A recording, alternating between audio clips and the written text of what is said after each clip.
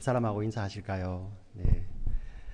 당신은 하나님 나라의 비밀을 맡은 자입니다. 한번 인사하실까요? 네. 아마 그냥 우리의 외모는 그렇게 안 보일지도 모르겠습니다. 예.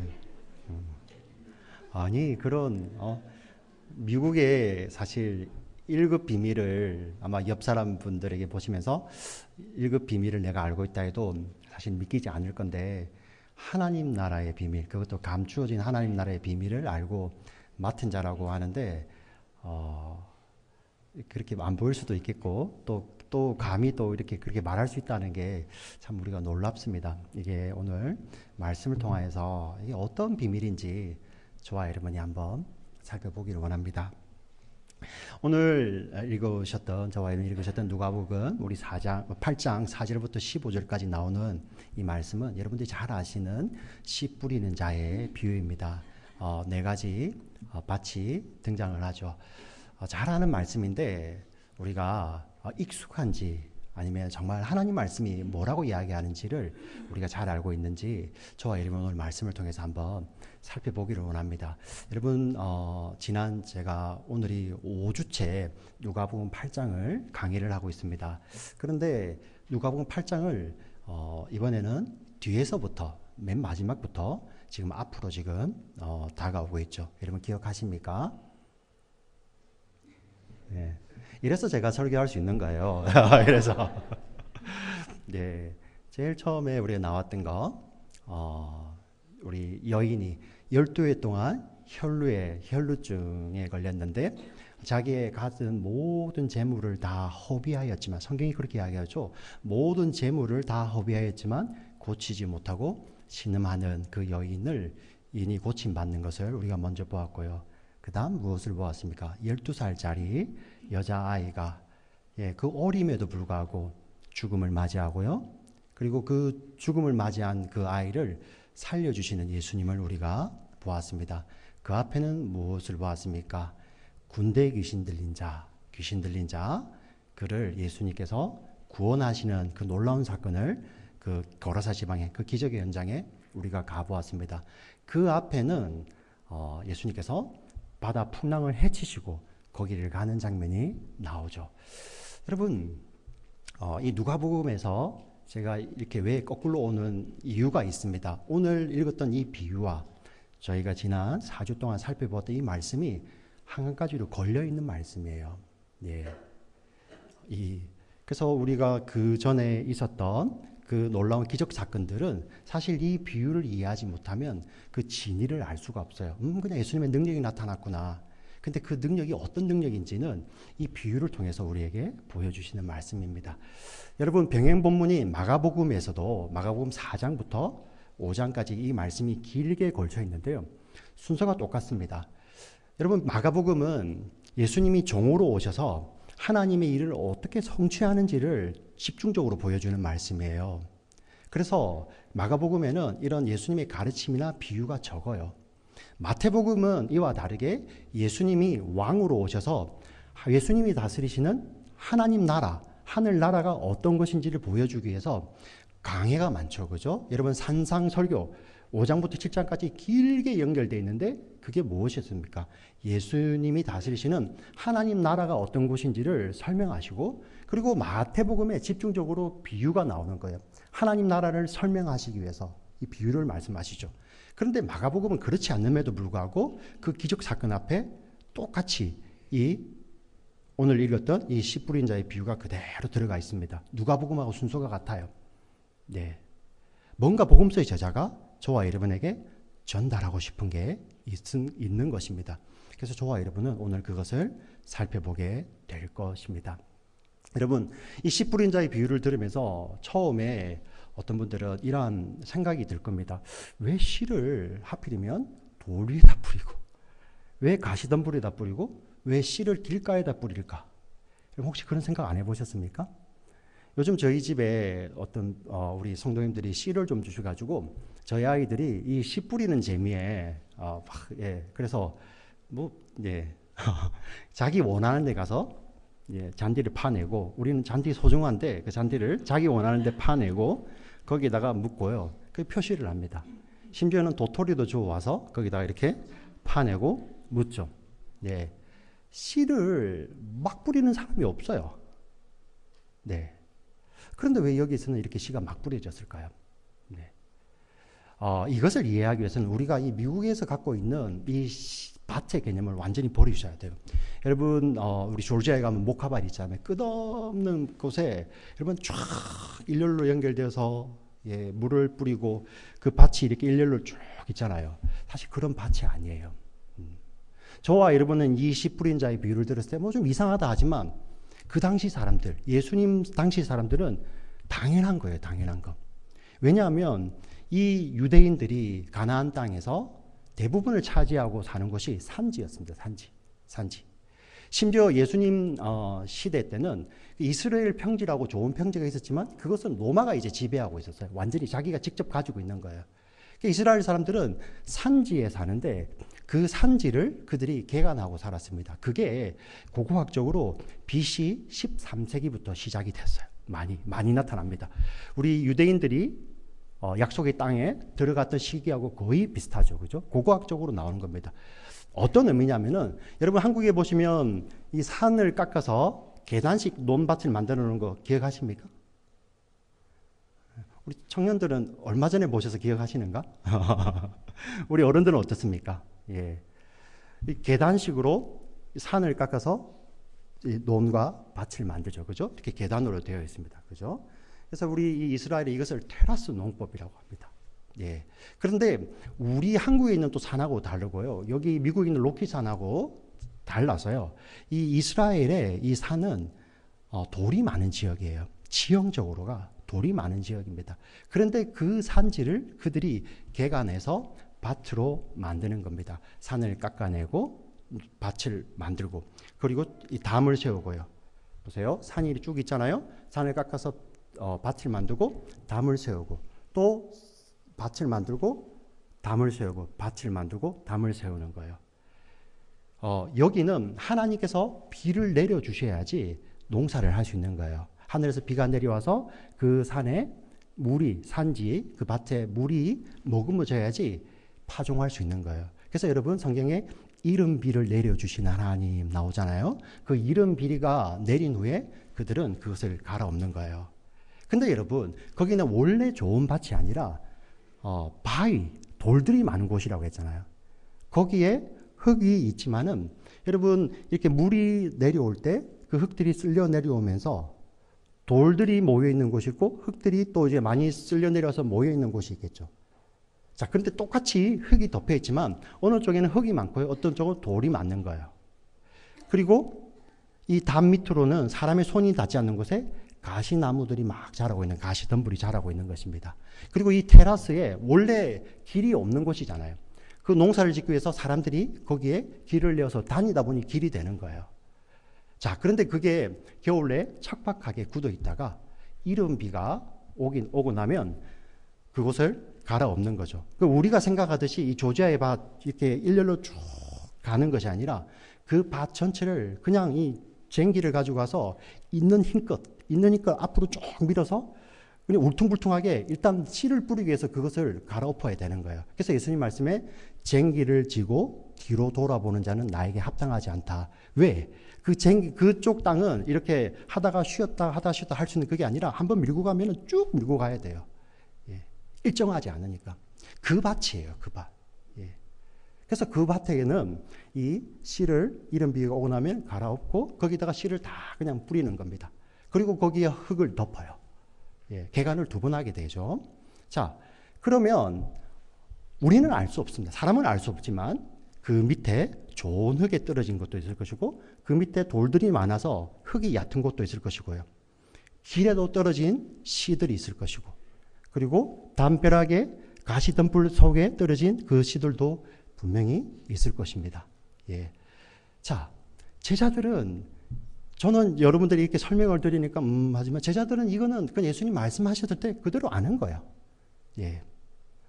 근데 그 당시에 이런 계단식 논 밭에서 나오는 곡물은 그 당시 평균 10배를 거뒀어요. 10배를. 우리 뿌린 씨앗에 이렇게 확 뜯어 뿌리면 그것의 10배를 거두는 거예요. 자, 그런데 우리 그 이스라엘 지역에는 그러한 산지만 있는 것이 아니라 작게나마 이런 평지가 있었습니다. 그게 어떤 곳이냐면 갈릴리 지역을 중심으로 있는 게네사렛 평야입니다. 게네사렛 평야. 거기는 조금 생겨먹은 게 다른 거예요. 오래전에 화산 활동으로 현무암이 있고 그 위에 풍화작용으로 흙들이 많이 덮여 있는 그나마 우리가 알고 있는 좋은 땅이죠. 그래서 1세기 유대의 우리 역사학자 요세푸스라는 사람이 있어요. 그 사람이 글에 보면 그 게네사렛 평지가 얼마나 비옥했든지 여러분 1년 12달 중에서 10달을 추수했다고 합니다. 그만큼 비옥하니까 씨를 뿌리면 금방 거두는 거예요. 예. 1년 중에 12달 중에서 10달을 추수할 수 있는 그런 땅이에요. 그런데 그 땅에서도 그 당시 거둘 수 있는 것이 40배예요. 40배. 요세푸스가 기록하고 있습니다. 40배. 자, 그런데 예수님이 이 산지에 있는 그 밭을 이야기하시면서 100배를 거둔다는 거예요. 제자들이 이게 무슨 의미인지를 알 수가 없는 거죠. 우리가 분명히 아는 제자들은 갈릴리 출신이 많잖아요. 그 게네사렛 평지에서도 그 좋은 땅에서도 평균 40배를 거두지 못하는데 아니 100배를 거둔다니요. 예수님에게 오셔서 이 제자들이 비유가 무엇입니까? 오늘 물어보는 거예요. 9절 한번 볼까요? 제자들이 짧게 묻죠. 같이 읽습니다. 시작. 제자들이 그런데 이 예수님의 대답이 더 놀랍습니다. 10절 같이 읽겠습니다. 시작.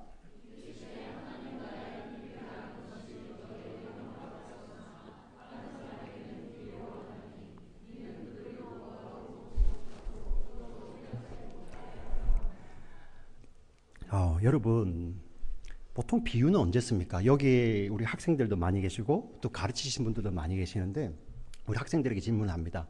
교수님들이 가르치실 때 비유를 언제 쓰세요? 아주 어려운 이론을 이야기하시고 이게 이해가 잘 가지 않을 때 비유를 들어서 주시죠. 예. 우리 어른들, 우리 자녀들 이렇게 양육하실 때 우리 아이들이 말귀를 못 알아들을 때 비유를 많이 들죠.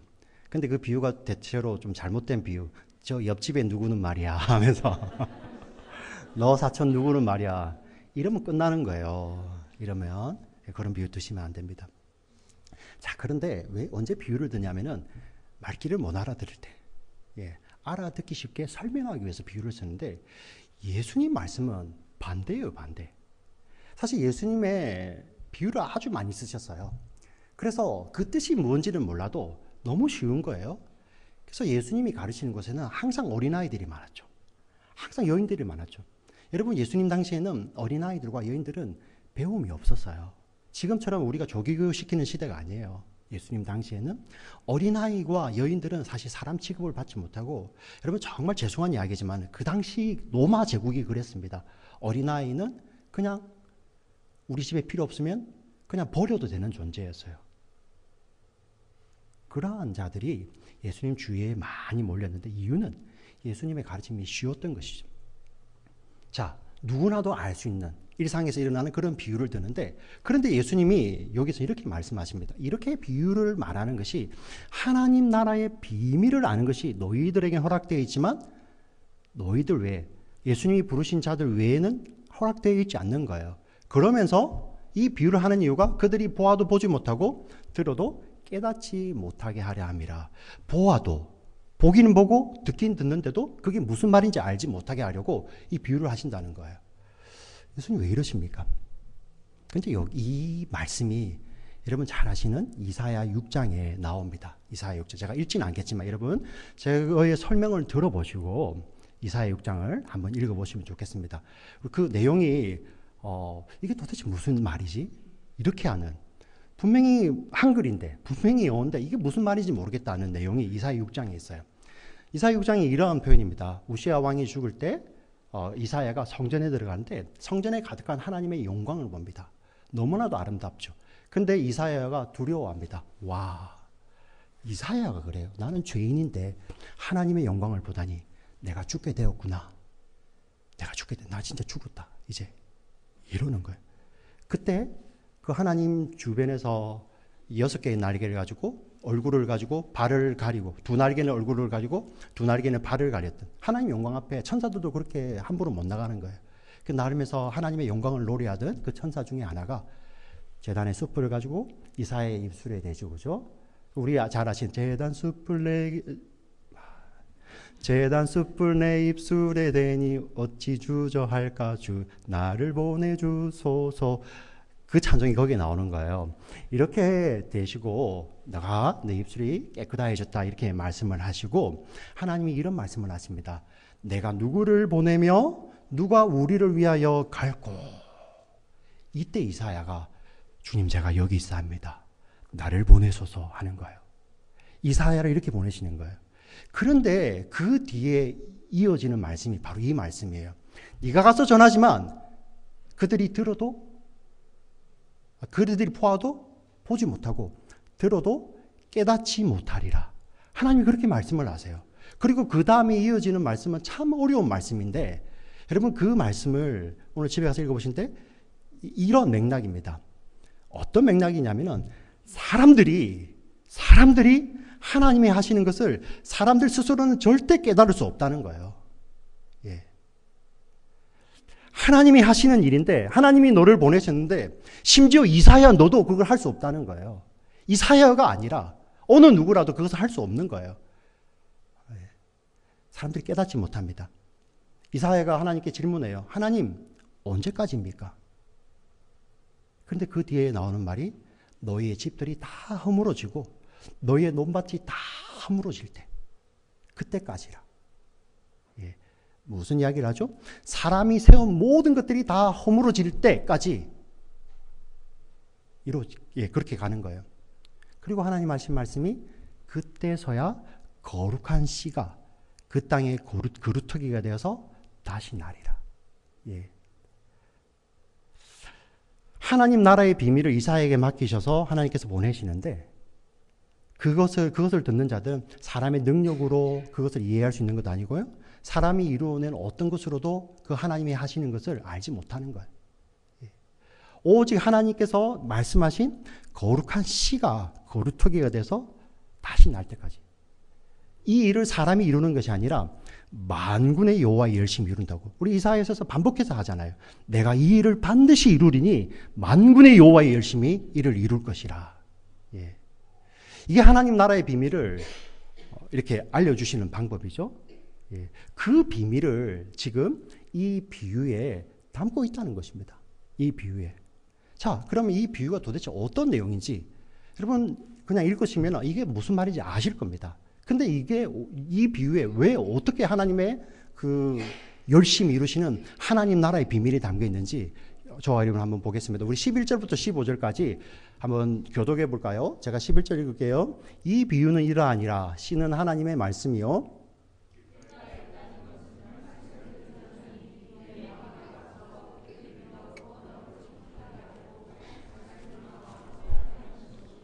바위에 있다는 것은 말씀을 들을 때 기쁨으로 받으나 뿌리가 없어 잠깐 믿다가 시련을 당할 때 배반하는 자요.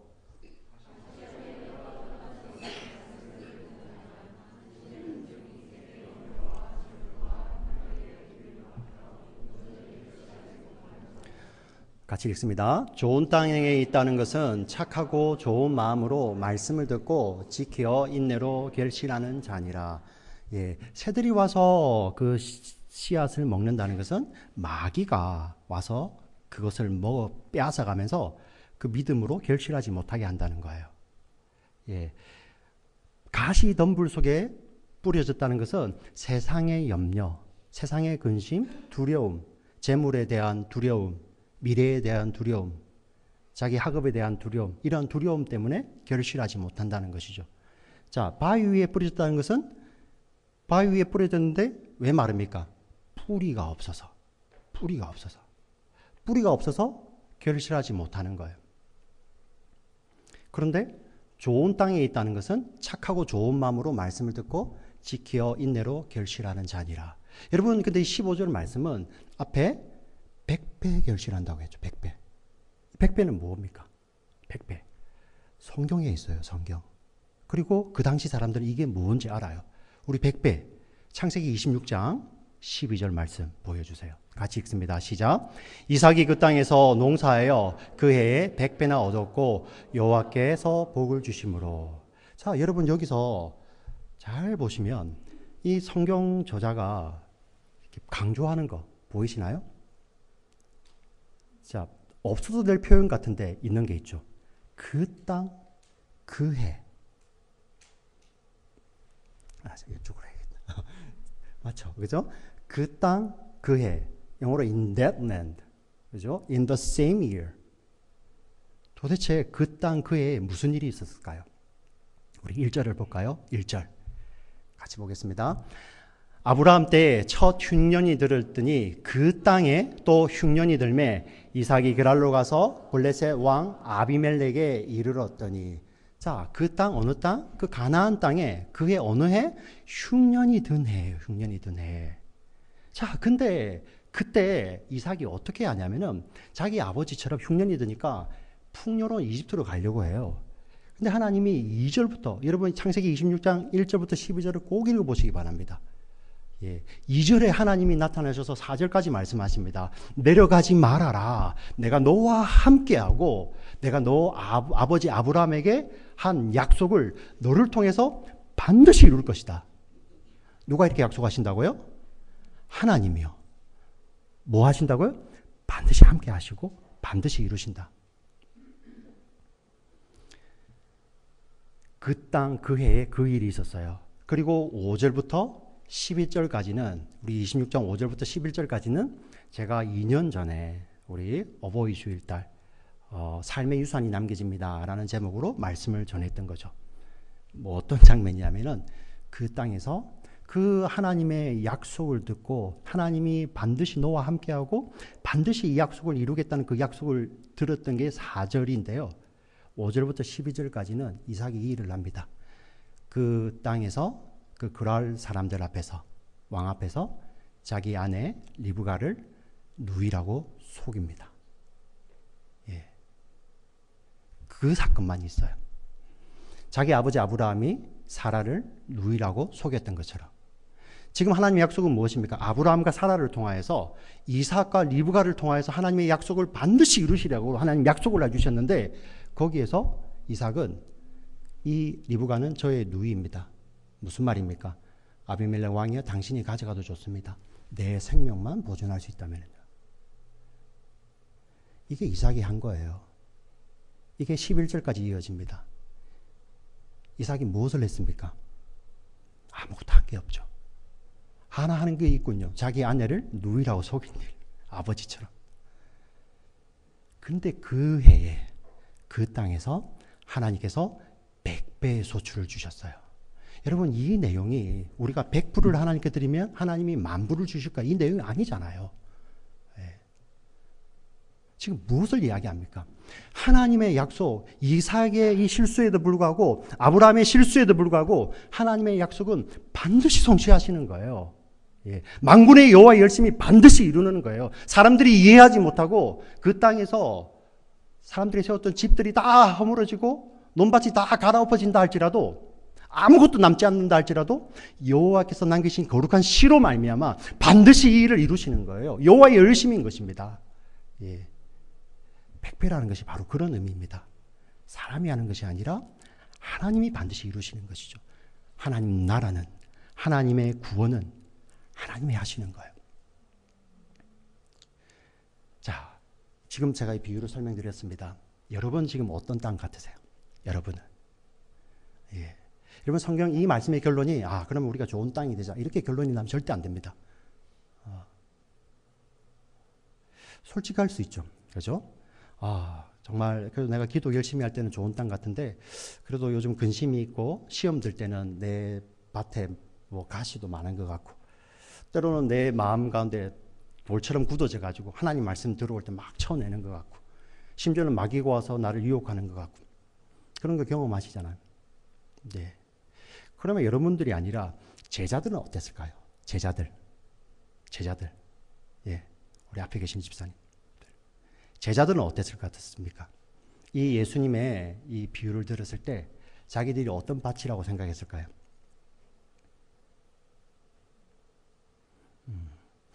저는 관심 없습니다. 그냥 결론만 말하십시오. 이건 혹시 아니시죠? 그죠? 예. 제자들은 당연히 자기들이 좋은 밭이라고 여겼겠죠. 왜? 이 100배는 하나님만이 이루시는 거잖아요. 지금 제자들이 어떻습니까? 이 예수님의 부르심을 쫓아서 자기의 모든 것을 다 버려두고 하나님 예수님을 쫓아가잖아요. 예. 그때마다 예수님 하신 말씀, 제자들이 우리가 다 버리고 쫓았습니다. 예수님 하신 말씀 뭐죠? 나를 위해서 집이나 전투를 벌인 자는 100배를 받을 것이다. 차 한 대를 버리면 차 100대를 준다는 말이 아니에요. 이 말씀이에요. 예. 예전에 저희 집에도 이 말씀을 가지고 그렇게 계산하시는 분이 계셨어요. 아마 이제 한국에서 보실 건데 회개하시기 바랍니다. 자, 그 말씀이 아니죠. 예. 하나님이 그 일을 하시는데 그 제자들은 좋은 밭이었을까요? 예. 제자들 중에 여러분 잘 아신 수제자 베드로를 예를 들겠습니다. 잡히시기 전날입니다. 너희가 나를 다 떠나니라. 베드로가 막 펄펄 뜁니다. 예. 다른 사람 다 버려도 저는 절대 주님을 버리지 않겠습니다. 베드로는 사실 칼도 차고 다녔어요. 그러면서 그 말을 하면서 칼도 아마 보여줬을 거예요. 이렇게. 주님, 칼이 있습니다. 이쪽에 한번 보여드릴까요? 이렇게. 예.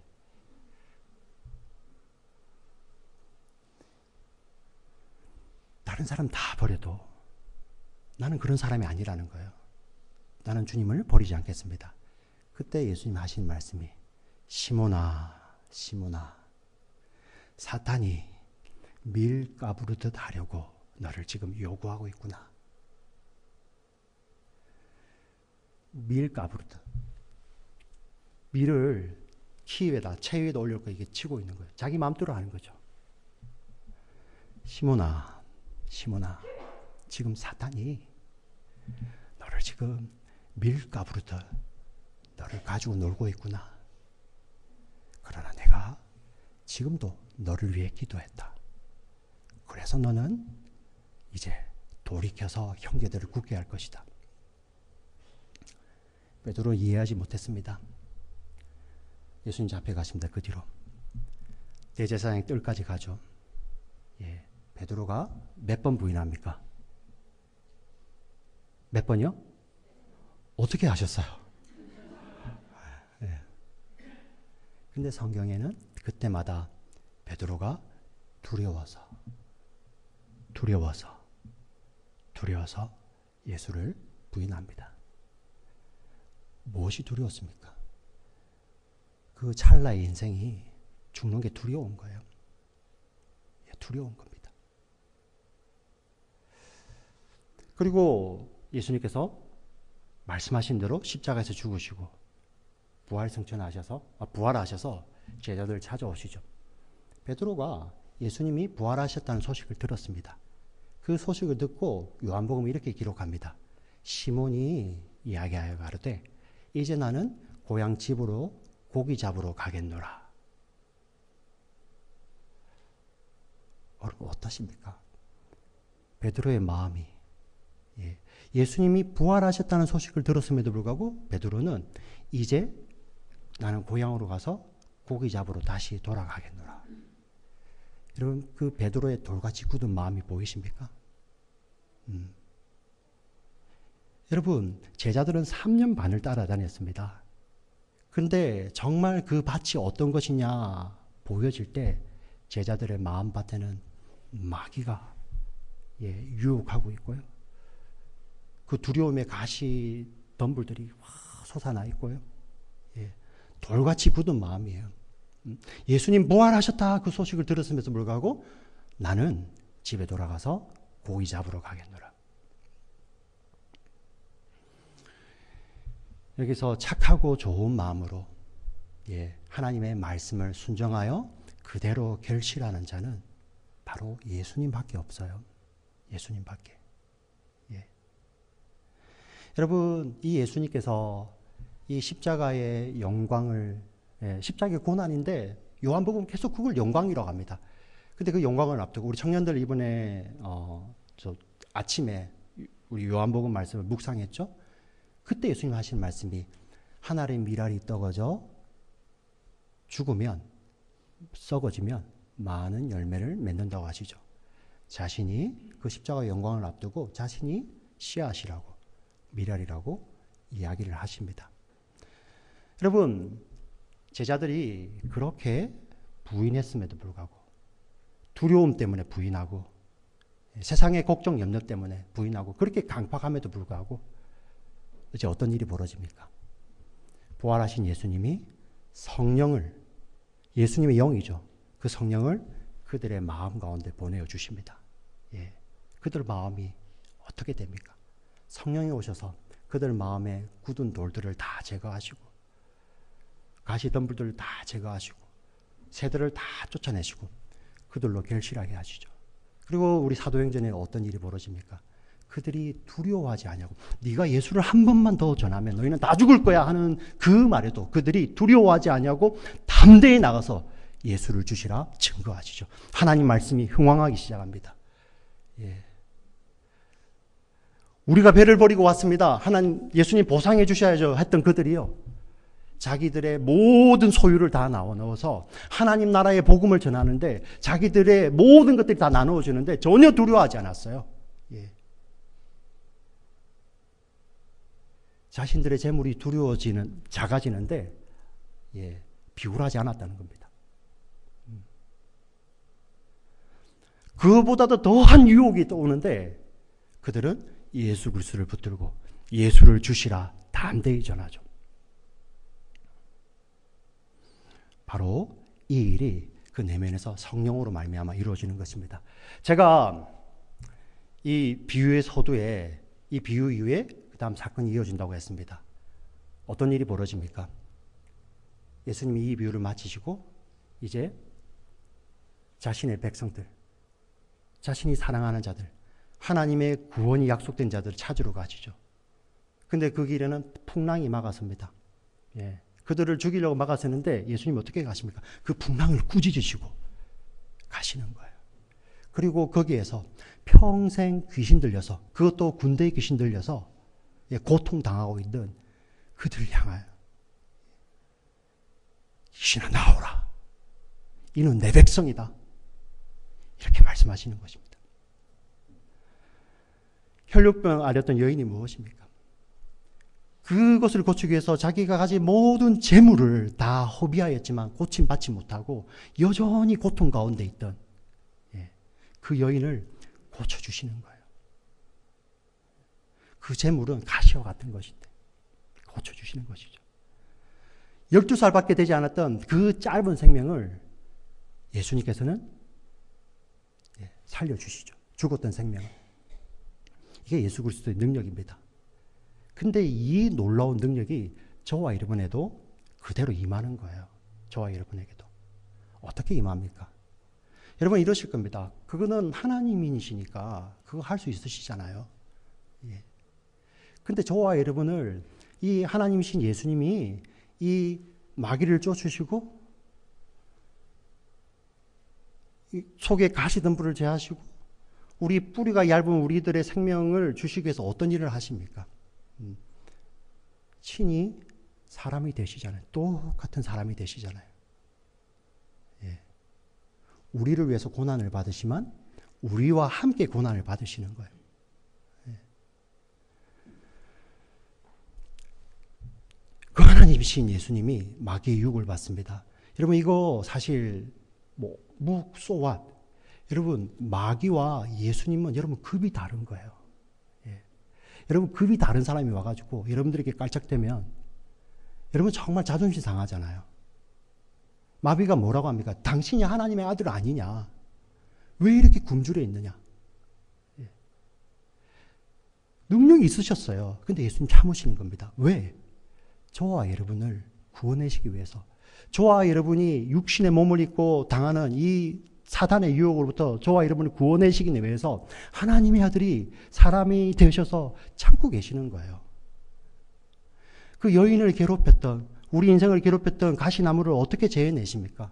그 예수님이 사람이 되셔서 십자가에 달리셔서 그 머리에 가시관을 쓰시고 고통당하시잖아요.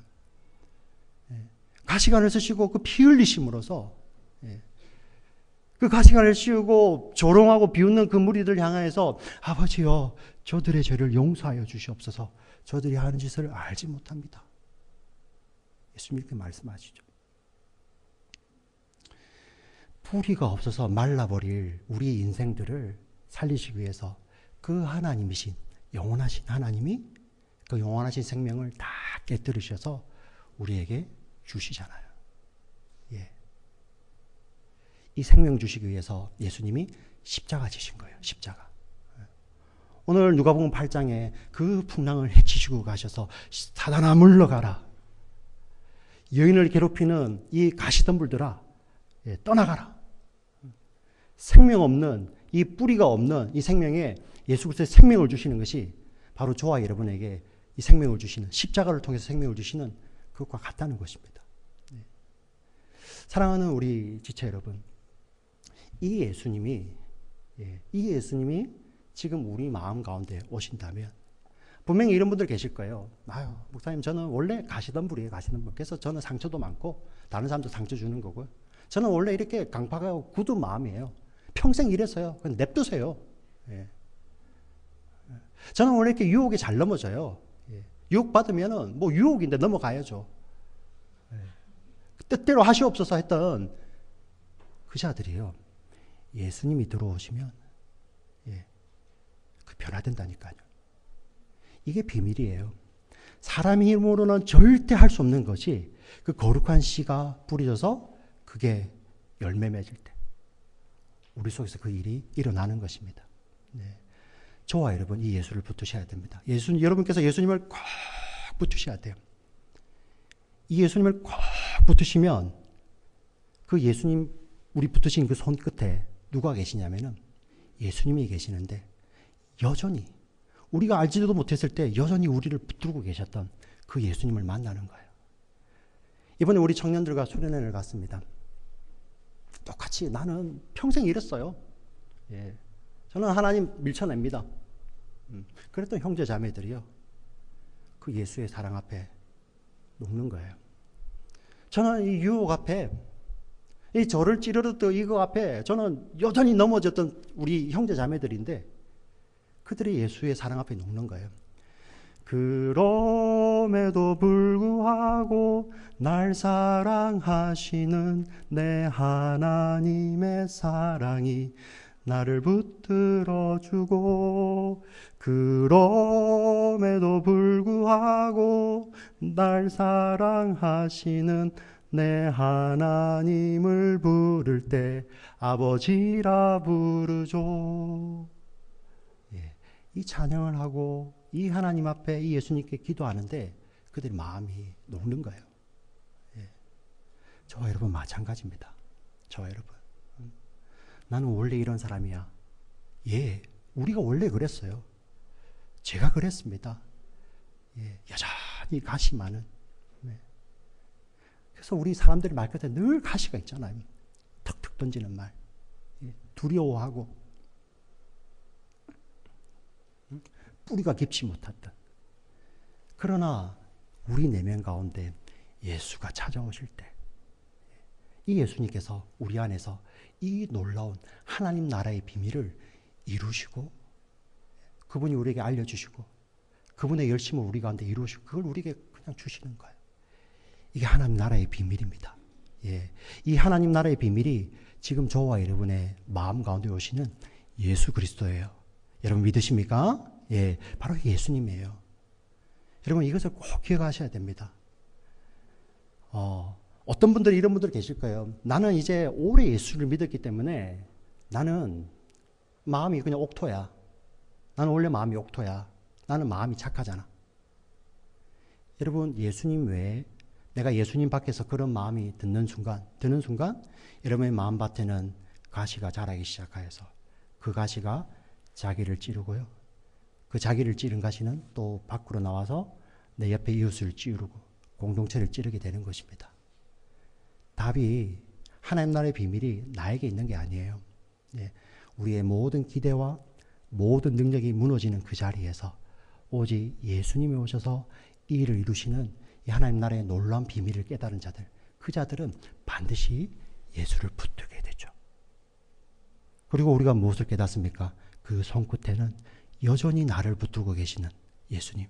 내가 붙든 줄 알았는데 여전히 나를 붙들고 계셨던 그 예수님을 내가 예수를 붙들 때 보는 거예요. 그 예수님이 우리 마음속에 오셔서 이 새들을 다 쫓으시고 가시들을 다 제하시고 돌같이 굳은 마음을 다 쪼개시는 거예요. 십자가를 통해서. 그게 저와 여러분입니다. 이 놀라운 비밀을 맡은 자, 이 놀라운 비밀 가운데서 구원함을 얻은 자, 예수 그리스도의 사랑하는 신부들, 이 은혜를 누리시고 예수님을 끝까지 붙들고 충성되이 그분만을 붙들고 그분의 신부로서 순결하게 그분의 아들로서 정말 바르고 정직하게 살기를 경주하시는 저와 여러분 되시기를 주의 이름으로 간절히 축원합니다. 아멘. 하나님 아버지 감사합니다. 사람으로는 도저히 깨달을 수 없는 이 하나님 나라의 비밀을 이제 우리 속에 오신 성령으로 말미암아 우리가 깨닫게 하여 주시고 또 하나님께서 이 성령으로 말미암아 우리 안에서 이 놀라운 하나님 나라를 시작하시고 확장하시는 하나님 은혜에 감사를 드립니다. 하나님 이것을 깨달아서 아는 자들 정말 하나님 나라의 참 비밀 대신 예수 그리스도만을 의지하며 예수 그리스도만을 붙들고 살기를 결단하는 우리 사랑하는 지체들 다 될 수 있도록 주의 은혜를 다하여 주시옵소서. 하나님 은혜를 받은 자 정말 더 은혜를 간구하며 예수를 붙들게 하여 주시고 아직 하나님의 은혜를 모르는 자들 정말 하나님 앞에 나의 부족함, 나의 연약함, 내 속에 있는 가시들, 내 속에 있는 이 새들, 내 속에 있는 이 돌짝밭들을 하나님 앞에 솔직히 아뢰면서 그렇습니다. 나는 스스로 쫓을 수 없고 나는 스스로 제어할 수 없습니다. 하나님 나를 불쌍히 여겨 주시옵소서라는 이 믿음의 기도가 우리 사랑하는 우리 지체들 가운데서 하나님 오늘 이 순간부터 시작될 수 있도록 주의 은혜를 다하여 주시옵소서. 이 시작되는 믿음의 여정 가운데 그렇습니다. 우리의 힘 연약하지만 우리를 늘 붙들어 주시고 한결같이 붙드시는 우리를 구원하시는 예수님 때문에 그 은혜 때문에 그분의 힘 때문에 우리가 넉넉히 이김을 고백합니다. 하나님의 열심히 만군의 여호와의 열심히 이 놀라운 은혜의 사역을 이룰 줄 믿습니다. 하나님을 찬양합니다. 하나님 이 구원 사역을 깨달은 자 정말 하나님 자녀답게 당당하게 또 하나님 자녀 우리 신부답게 예수 그리스도의 신부답게 하나님 정말 순결하게 이 땅을 살아가는 저희 모두들 될 수 있도록 주의 은혜를 다하여 주시옵소서. 사랑 많으신 우리 구주 예수님의 이름으로 기도합니다. 아멘.